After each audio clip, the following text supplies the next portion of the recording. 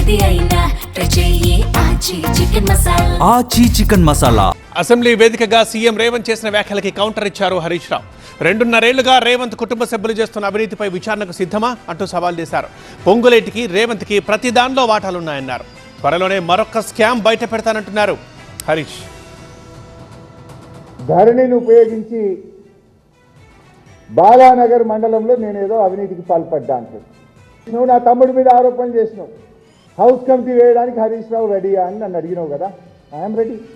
నీ తమ్ముళ్ళు చేసిన భూ కుంభకోణాల మీద, నీ తమ్ముళ్ళు చేసిన టీడీఆర్ కుంభకోణాల మీద, నీ తమ్ముడు చేసిన కేఎల్ఎస్ఆర్ టెండర్ల కుంభకోణం మీద నువ్వు రెడీ అయితే నా తమ్ముడి మీద నేను కూడా రెడీ. ఇద్దరం కూడా ఎంక్వైరీకి ఇద్దాం.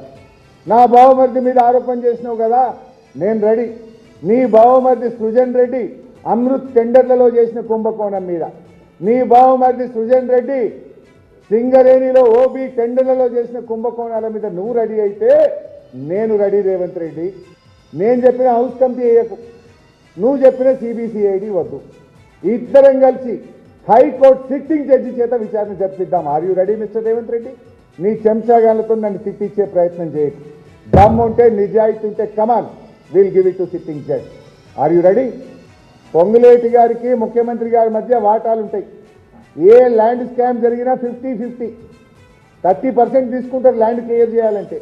30లో 50 ముఖ్యమంత్రికి, 50 రేవంత్ ఈ పొంగులేటి చెరసగం పంచుకుంటారు.